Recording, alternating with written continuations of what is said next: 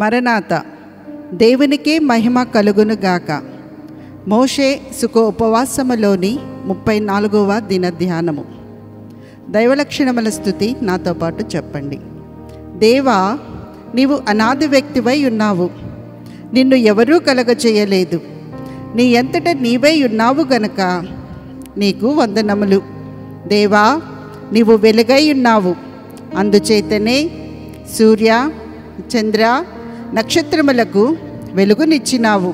జీవులలో కండ్లకు వెలుగునిచ్చినావు కనుక నీకు స్తోత్రములు. దేవా, నీవు జ్ఞానమై ఉన్నావు. అందుచేతనే దేవదూతలకు, మనుషులకు, జీవరాశులకు జ్ఞానమిచ్చినావు. అట్టి జ్ఞానము వలన అనేక మర్మములు తెలియచున్నవి. మా జ్ఞానమునకు నీవు బయలుపడినావు గనక నీకు స్తుతులు. దేవా, నీవు ప్రేమవై ఉన్నావు గనుక జీవరాశులు ఒకదానినొకటి ప్రేమించుకొనుచున్నవి. అలాగుననే మనుషులు కూడా ఒకరినొకరు ప్రేమించుకొనుచున్నారు కనుక నీకు స్తుతులు.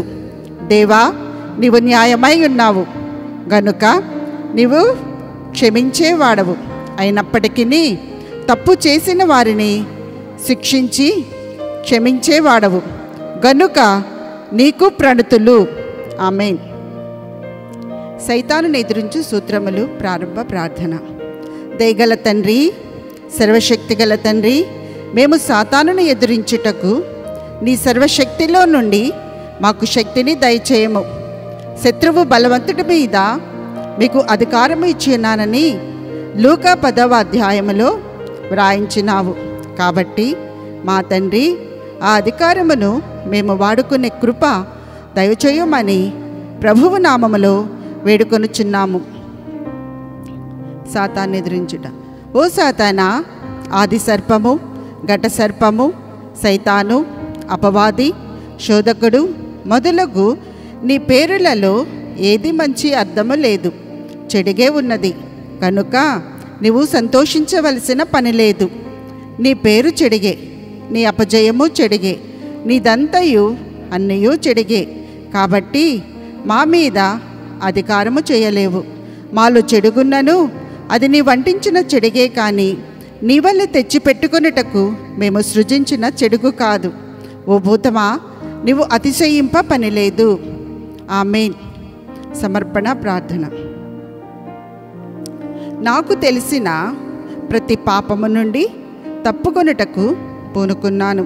నేను మరచియుండుట, నీ మీద విసుక్కొనుట, నీ ఎడల కృతజ్ఞత లేకుండుట, ఆరాధనకు వెళ్ళుటలో నిర్లక్ష్యము కలిగియుండుట, పెద్దల ఎడల అమర్యాదగా నడుచుట, కొట్టుట, స్త్రీ పురుషుల ఎడల దుర్వాంఛ కలిగియుండుట, ఒకరిది ఆశించుట, అపహరించినది తిరిగి ఇవ్వకుండుట, ఉన్నవి కొన్ని లేనివి కొన్ని, ఒకని గురించి ఇతరులకు చెప్పి అల్లరి చేసి పేరు చెడగొట్టుట, అబద్ధములాడుట, కల్పనలు చేయుట, తప్పుడు పక్షముగా వాదించుట, అసూయపడుట, తగని రీతిగా కోపపడుట, ఒకరిని ద్వేషించుట, తిట్టుట, కుట్రాలోచనలు చేయుట, ఊరు పేరు లేని వ్రాతలు వ్రాయుట, ఇతరుల పాపములలో పాలువరగుట, ఇట్టి పాపములు చేయకుండుటకు పూనుకున్నాను. ఆమేన్. రాకడ ప్రార్థన. దయగల యేసు ప్రభువా, నువ్వు మా సన్నిధి కూటములోనికి వచ్చి రాకడ వర్తమానములు ఇచ్చుచున్నందుకు వందనములు. మాకు తెలియజేయుచున్న రాకడ వర్తమానములు లోకములనున్న ప్రతి వారికి తెలియజేయము. మాకు వర్తమానము తెలియచేసినప్పుడు ఎలాగూ వ్రాసుకొనుచున్నామో అలాగే వారికి తెలియజేసి వ్రాసుకొనున్నట్లు చేయము. మాకు ప్రతి దినము తెలియచేయనట్లు నమ్మినను నమ్మకపోయినను వారికి కూడా తెలియజేయము. నీ మాటలు నమ్మి నమ్మకపోయినను నీవు వెళ్ళి చెప్పుము అని యెహెజ్కేలు ప్రవక్తతో చెప్పినావు కదా. 2:4 మా పత్రికలలో మేము చెప్పుచున్నాము, కానీ అది చాలదు. మేము స్వయముగా చెప్పినను చాలదు, నువ్వు చెప్పినా సరిపోవును. వారి హృదయమునకు జ్ఞానమునకు అందును, అది మా పక్షము వారి జ్ఞానమునకై అందునట్లు చెప్పుదువని నిన్ను వందించుచున్నాము. ఆమేన్. నిర్గమకాండము 34వ అధ్యాయము.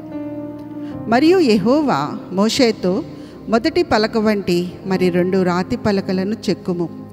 నీవు పగలగొట్టిన మొదటి పలక మీదనున్న వాక్యములను నేను ఈ పలక మీద వ్రాసేదను. ఉదయమునకు నీవు సిద్ధపడి ఉదయమున సీనాయి కొండ ఎక్కి అక్కడ శిఖరము మీద నా సన్నిధి నిలిచి ఉండవలెను. ఏ నరుడును నీతో ఈ కొండకు రాకూడదు. ఏ నరుడును ఈ కొండ మీద ఎక్కడనైనను కనబడకూడదు. ఈ కొండ ఎదుట గొర్రెలనైనను ఎద్దులనైనను మేయకూడదని సెలవిచ్చెను. కాబట్టి అతడు మొదటి పలక వంటి 2 రాతి పలకలను చెక్కాను. మోషే తనకు యెహోవా ఆజ్ఞాపించినట్లు ఉదయమందు పెందలకడ లేచి ఆ 2 రాతి పలకలను చేత పట్టుకొని సీనాయి కొండ ఎక్కగా మేఘములో యెహోవా దిగి అక్కడ అతనితో నిలిచి యెహోవా అను నామమును ప్రకటించెను. అతని ఎదుట యెహోవా అతని దాటి వెళ్ళుచు, యెహోవా కనికరము, దయ, దీర్ఘశాంతము, విస్తారమైన కృపా సత్యములు గల దేవుడైన యెహోవా. ఆయన 1000 మందికి కృపను చూపుచు దోషమును అపరాధమును పాపమును క్షమించును గాని ఆయన ఎంత మాత్రమును దోషులను నిర్దోషులుగా ఎంచగా 3-4 తరముల వరకు తండ్రుల దోషమును కుమారుల మీదకిని కుమారుల కుమారుల మీదకిని రప్పించునని ప్రకటించెను. అందుకు మోషే త్వరపడి నేల వరకు తల వంచుకొని నమస్కారము చేసి, ప్రభువా, నా మీద నీకు కటాక్షము కలిగిన ఎడల నా మనవి ఆలకించుము. దయచేసి నా ప్రభువు మా మధ్యను ఉండి మాతో కూడా రావలెను. వీరు లోబడనొల్లని ప్రజలు. మా దోషమును పాపమును క్షమించి మమ్మును నీ స్వాస్యముగా చేసుకొనమనెను. అందుకు ఆయన, ఇదిగో నేను ఒక నిబంధన చేయుచున్నాను. భూమి మీద ఎక్కడనైనను ఏ జనములోనైనను చేయబడని అద్భుతములు నీ ప్రజలందరి ఎదుట చేసేదను. నీవు ఏ ప్రజల నడుమనున్నావో ఆ ప్రజలందరూ యెహోవా కార్యమును చూచెదరు. నేను నీ ఎడల చేయబోవునది భయంకరమైనది. నేడు నేను నీకు ఆజ్ఞాపించు దాన్ని అనుసరించి నడువుము. ఇదిగో నేను అమోరియులను, కనానీయులను, హిత్తీయులను, పెరిజ్జీయులను, హివ్వీయులను, యెబూసీయులను నీ ఎదుట నుండి వెళ్ళగొట్టెదను. నువ్వు ఎక్కడికి వెళ్ళుచున్నావో ఆ దేశపు నివాసులతో నిబంధన చేసుకొనకుండా జాగ్రత్త పడము. ఒకవేళ అది నీకు ఉరి కావచ్చును. కాబట్టి మీరు వారి బలిపీఠములను పడగొట్టి వారి బొమ్మలను పగలగొట్టి వారి దేవతాస్తంభములను పడగొట్టవలెను. ఏలయనగా వేరొక దేవునికి నమస్కారము చేయవద్దు. ఆయన నామము రోషము గల యెహోవా. ఆయన రోషము గల దేవుడు. ఆ దేశపు నివాసులతో నిబంధన చేసుకొనకుండా జాగ్రత్త పడము. వారు ఇతరుల దేవతలతో వ్యభిచరించి ఆ దేవతలకు బలి అర్పించినప్పుడు ఒకడు నిన్ను పిలిచిన ఎడల నీవు వాని బలి ద్రవ్యమును తినకుండా చూచుకొనుము. మరియు నీవు నీ కుమారుల కొరకు వారి కుమార్తెలను పుచ్చుకుని ఎడల వారి కుమార్తెలు తమ దేవతలతో వ్యభిచరించి నీ కుమారులను తమ దేవతలతో వ్యభిచరింప చేయుదురేమో. పోతపోసిన దేవతలను చేసుకొనవలదు. మీరు పొంగని వాటి పండుగ ఆచరింపవలెను. నేను నీకు ఆజ్ఞాపించినట్లు అబీబు నెలలో నియామక కాలమందు 7 దినములు పొంగని వాటిని తినవలెను. ఏలయనగా అబీబు నెలలో ఐగుప్తులో నుండి మీరు బయలుదేరి వచ్చి తిరిగి ప్రతి తొలిచూలు పిల్లయు నాది. నీ పశువులలో తొలిచూలుదైన ప్రతి మగది దూడయే గాని గొర్రె పిల్లయే గాని అది నాదగును. గొర్రెపిల్లను ఇచ్చి గాడిద తొలిపిల్లను విడిపింపవలను. దాన్ని విమోచింపని ఎడల దాని మెడను విరగదీయవలెను. నీ కుమారులలో ప్రతి తొలిచూలు వారిని విడిపింపవలను. నా సన్నిధిని వారు వట్టి చేతులతో కనబడవలదు. 6 దినములు నీవు పనిచేసి 7వ దినమున విశ్రమింపవలెను. దున్ను కాలమందైనను కోయ కాలమందైనను ఆ దినమున విశ్రమింపవలెను. మరియు నీవు గోధుమ కోతలో ప్రథమ ఫలముల పండుగను అనగా వారముల పండుగను సంవత్సరాంతమందు పంట కూర్చు పండుగను ఆచరింపవలెను. సంవత్సరమునకు మారు నీ పురుషులందరూ ప్రభువును ఇశ్రాయేలీయుల దేవుడునైన యెహోవా సన్నిధిని కనబడవలెను.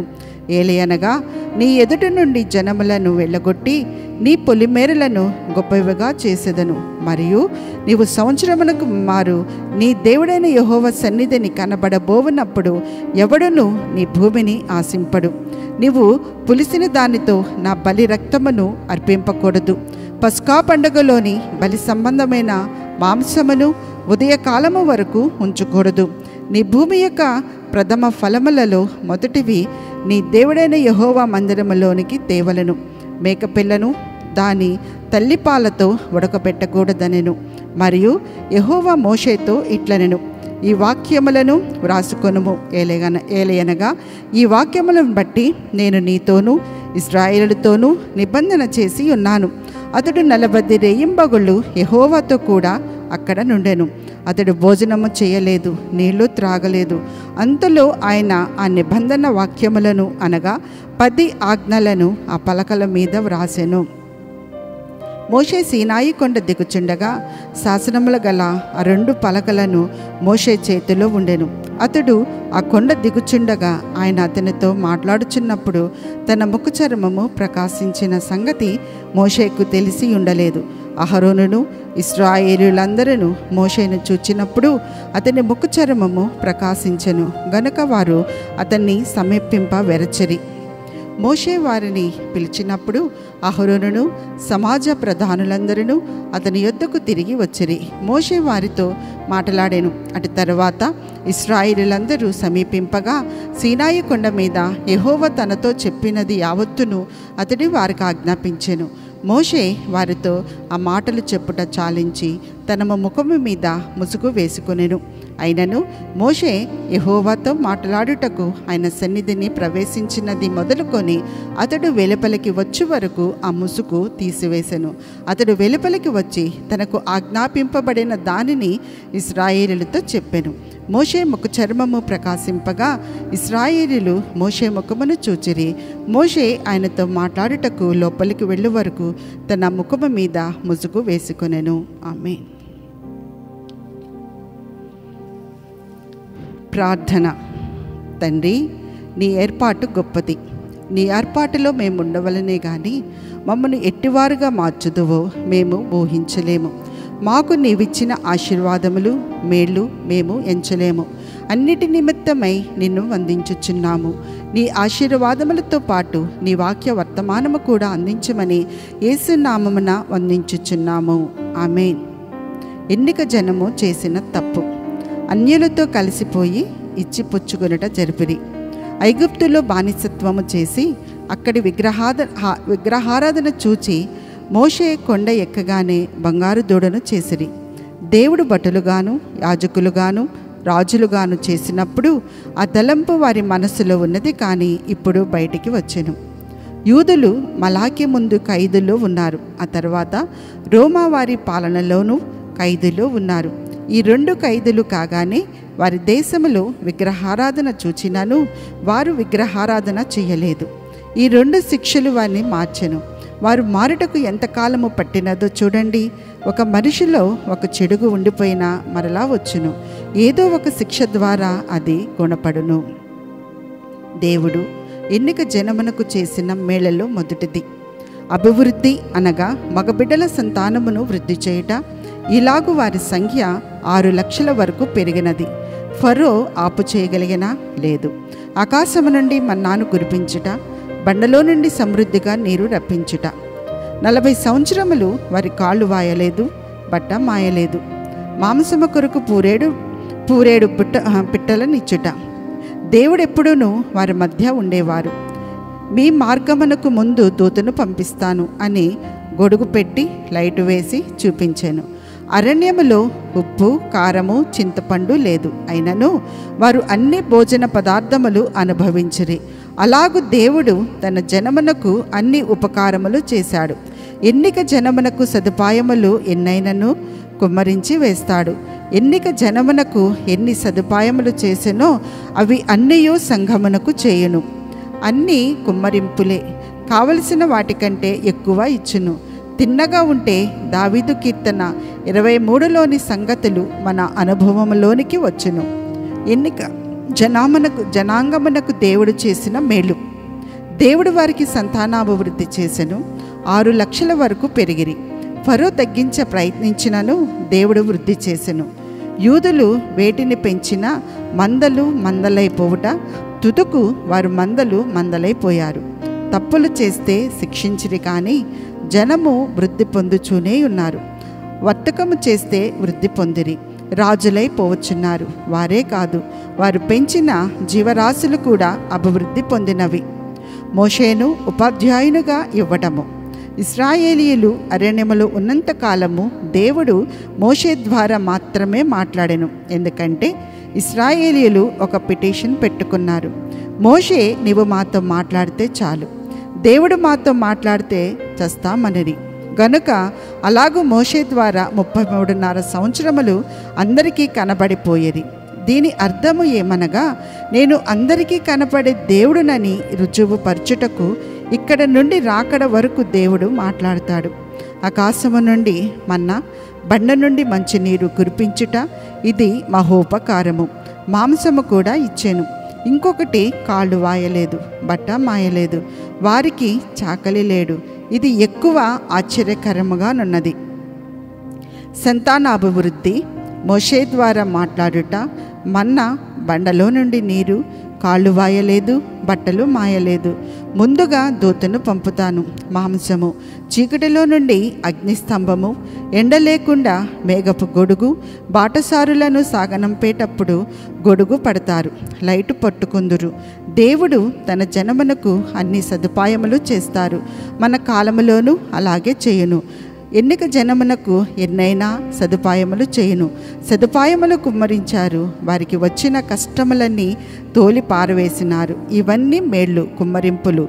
అందుకని యెహోవా నా కాపరి, నాకు లేమి కలుగదు.